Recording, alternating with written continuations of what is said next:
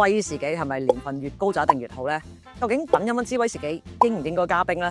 威士忌嘅酒標咧五花八門，點樣揀一支適合自己嘅威士忌呢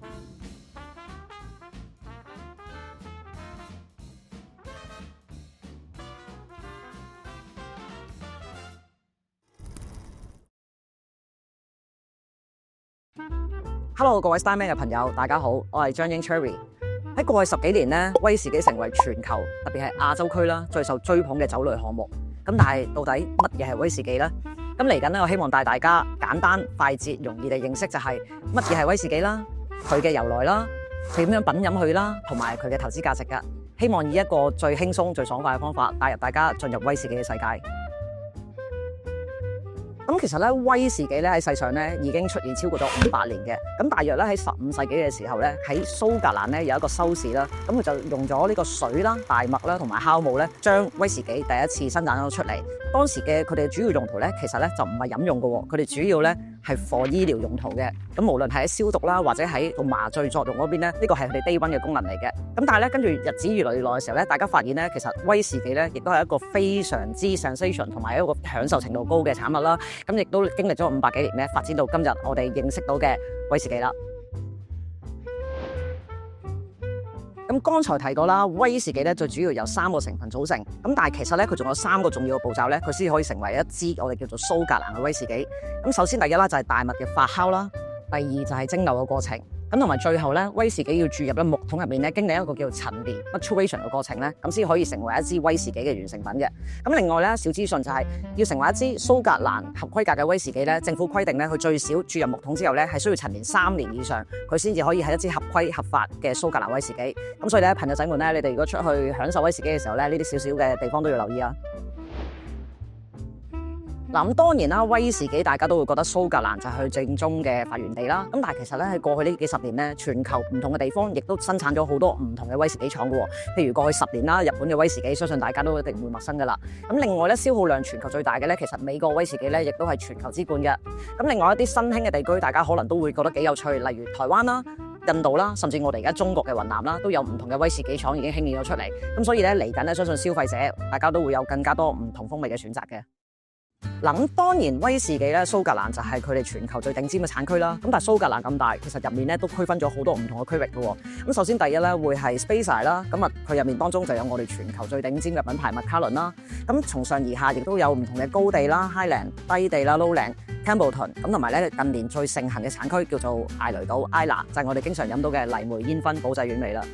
咁蘇格蘭威士忌咧，其實佢都有唔同嘅 category 區分嘅喎。咁近年咧最盛行嘅咧就係單一麥芽威士忌啦。咁佢哋嘅標準咧就係佢係單一酒廠啦，淨係使用大麥啦。咁同埋佢係陳年3年以上咧，先至可以成為 single malt嘅。咁另外一款咧就係調和式嘅威士忌就係 blended 啦。咁佢哋咧係可以嚟自唔同嘅酒廠啦、唔同嘅類型啦。咁由 master blender 佢哋去將佢混合成為一個比較符合大眾口味嘅選擇。咁同埋相對咧成本亦都會比較平嘅。咁威士忌咧，除咗佢嚟自酒廠嘅酒質嘅風味之外咧，咁其實有一個重要因素，大家都要留意喎，就係木桶啦。咁佢喺陳年嘅過程入面咧，其實佢嘅顏色啦同埋風味咧，好大部分都係嚟自酒體同空氣同埋木桶之間嘅交叉嘅 interaction 嘅。咁譬如雪梨桶啦，咁佢哋會令到威士忌帶出咧，就譬如係朱古力啊、剛果類面嘅味道啦。咁如果係波本桶嘅話咧，佢就會相對係比較鳥語花香、奶油啲嘅。咁唔同嘅桶類咧，其實對威士忌嘅影響咧係絕對至遠深遠嘅。咁同時咧，亦都好多其他唔同嘅類型嘅酒桶，譬如紅酒桶啦、砵酒桶啦，甚至係日本最流行嘅水油桶啦。咁佢哋咧都會賦予威士忌帶出唔同嘅風格嘅喎。咁時至今日啦，唔同嘅酒廠咧，佢哋甚至會發展出唔同嘅過桶嘅技術。咁稍後咧，唔同嘅集數咧，咁我會帶大家再去認識加深唔同嘅過桶究竟係發生咩事嘅。咁當我哋開始去享用威士忌嘅時候咧，第一件事梗係講緊杯啦。譬如餐廳啊或者卡拉 OK 啊，經常咧都會使用嘅就係呢啲類嘅落杯，飲用係佢方便嘅。咁但係咧佢最大嘅問題咧就係佢個杯口比較闊啦，咁令到空氣同佢酒體咧接觸嘅揮發比較快，咁啊令到佢嘅香味咧會遺失得比較快速嘅。咁所以一般咧我哋品飲威士忌咧都會選擇呢一類叫做聞香杯。咁佢好處咧就係佢嘅杯口比較窄身啦，杯身就比較闊啦，咁能夠令到個香氣咧盡量鎖住咗喺杯身入面，令到大家享用之前咧盡量享受得到佢個香氣嘅來源嘅。好啦，咁我哋揀啱咗威士忌杯，咁我哋究竟點樣去開始品飲呢個威士忌呢？咁其實威士忌咧，我哋一般會分3個層次去享受嘅。咁首先第一就係聞香 nosing，咁第二咧就係口感 palate， 第三最後咧就係餘韻 aftertaste。咁當我哋開始咧去品飲一杯威士忌嘅時候咧，咁大家都會好強調成日話要純飲啦，即係叫飲 neat 啦。咁但係我自己個人咧，我就比較中意咧就加少少水滴嘅。咁其實佢嘅功能同埋作用咧，就係稀釋佢嘅酒精度，咁從而咧令到佢嘅 dilution咧，令到香氣更加爆發。咁我覺得咧咁樣會更加容易去體驗到呢一杯威士忌嘅個性嘅。咁 Nosing 咧，一般咧其實最主要咧就係感受呢個威士忌帶出嚟第一個俾你嘅印象啦。咁啊，一般 Nosing 咧就唔需要太認真、太用力索嘅，只要輕輕地喺杯口，你感受得到佢帶俾你嘅 message 就應該 OK 噶啦。因為始終咧威士忌係一個烈酒度比較高嘅酒類啦。咁如果你太大力索咧，其實好容易咧會攻鼻嘅。咁另外第二啦，咁當你開始去將佢飲落口嘅時候啦。咁我會建議咧，大家比較細啖少少，咁令到咧威士忌進入口腔嘅時候咧，有一個足夠嘅空間俾你嘅口腔去感受佢嘅風味。咁咧，我而家試緊呢個咧就係一支14年嘅雪梨桶嚟嘅，咁佢帶俾我嘅感受咧就係朱古力啦、乾果啦，咁同埋一啲蜜糖嘅風味。咁咧其實咧品飲嘅感受咧好因人而異嘅，會因應住唔同嘅人、唔同嘅飲食文化啦，佢自己嘅口味啦，咁會帶出唔同嘅結果。咁譬如有一啲我哋外國人啦，佢哋經常會講烏梅啊呢一個 description。咁其實咧帶翻我哋中國人咧，我成日咧就會形容佢為啲假影子嘅。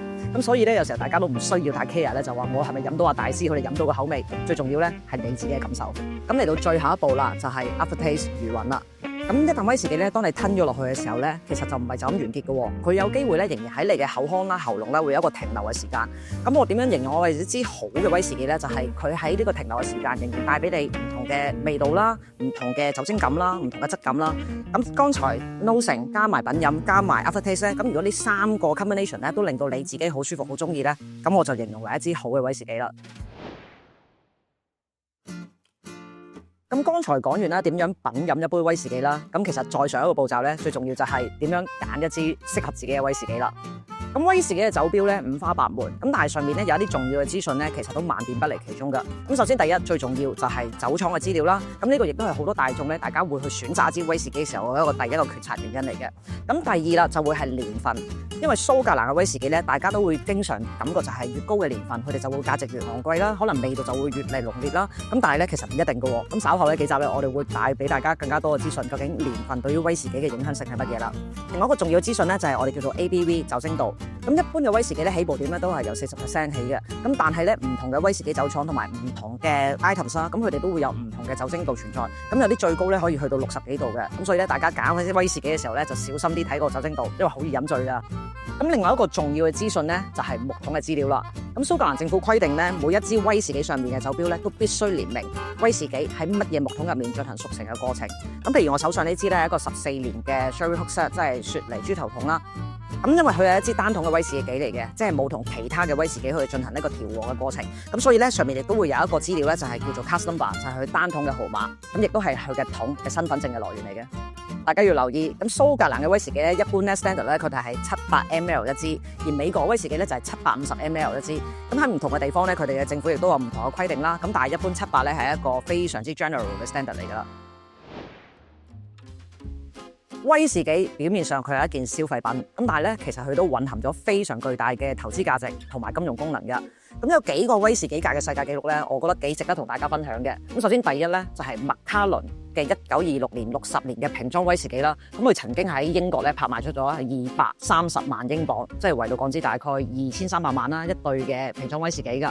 咁另外咧，屬於 LVMH 旗下嘅 Albert 酒廠啦，咁佢有一桶1975年嘅35號桶咧，咁曾經亦都刷出咗個世界紀錄，就係達成到1億9千萬一隻威士忌原酒桶㗎。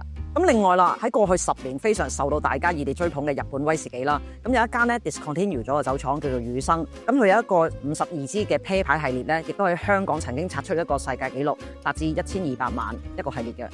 咁大家聽到咁多世界紀錄都會應該好奇，咁究竟威士忌嘅價值喺邊度而嚟嘅咧？咁其實一般威士忌咧，我哋都會有3個 elements 啦。咁首先第一就係品牌啦，第二就係佢嘅年份，第三就係佢嘅稀有性啦。而威士忌原桶咧，因為酒體仍然存放喺木桶入面進行一個熟成 maturation 嘅過程啦，咁所以每一年歲月嘅增加，木桶更加賦予威士忌咧豐厚濃厚嘅風味嘅。咁同時咧，每一年大概會有1.5至2%，我哋叫做 angel share。咁其實係咩嚟嘅咧？主要就係酒精嘅揮發。咁所以咧，令到酒桶入面嘅含量咧越嚟越少。而綜合咧，剛才講每一年因為個賦予嘅味道越嚟越濃郁啦，第二就係酒體嘅含量越嚟越少啦，所以咧木桶咧每一年嘅陳年之後咧個價值咧亦會越嚟越提升噶。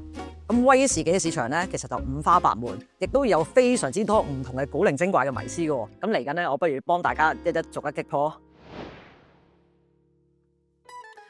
咁其中一個咧非常之 general 嘅迷思咧就係威士忌係咪年份越高就一定越好咧？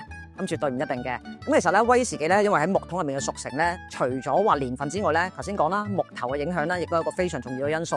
咁所以一般咧，我哋揀原桶嘅時候咧，經常都需要做一啲測量啊，同埋品酒嘅測試嘅。咁一般咧，我會覺得當一個酒體喺木桶入面咧熟成到一個階段咧，係最適宜飲用咧就係個風味啦，再加個酒精感啦，一個 balance 嘅階段。咁我會形容嗰個為之一個甜蜜點。所以咧，威士忌嘅酒年份越高，佢當然價格一定會越貴，但係唔一定等於就係一定最好飲嘅。咁另外一個咧，威士忌界大家都拗撬咗超過幾十年嘅迷思咧，就係究竟品飲一支威士忌應唔應該加冰咧？咁其實我個人咧就覺得加冰咧就係提供咗威士忌一個更加強烈嘅氣味啦。咁同埋因為有個 dilution咧，令到個酒精度減低，冇咁容易飲醉。咁啊，但係其實咧去到尾咧，呢個都係 sensation 嘅感受，最緊要係因人而異，你自己中意就 OK 噶啦。咁另外一個巨大嘅迷思咧就係威士忌嘅顏色啦。咁好多人都會覺得威士忌嘅顏色咧越深色就係越好。咁但係其實咧亦都唔一定噶喎。威士忌嘅顏色咧係來自佢喺木桶入面熟成過程之中咧木頭賦予俾佢嘅。咁所以咧淺色亦唔等於就話佢唔好嘅，亦都唔會影響你嘅品飲嘅感受。最重要嘅都係你自己中意啦。咁非常多謝大家睇到呢部分啦，希望大家都中意今日嘅內容。咁咧支持嘅朋友咧記得 CLS、comment、like 同 subscribe。仲有，如果你哋有啲乜嘢威士忌嘅迷思啦、問題啦，甚至 comment 咧，記得喺下面留言。我哋希望下一集咧幫大家逐一去解答嘅。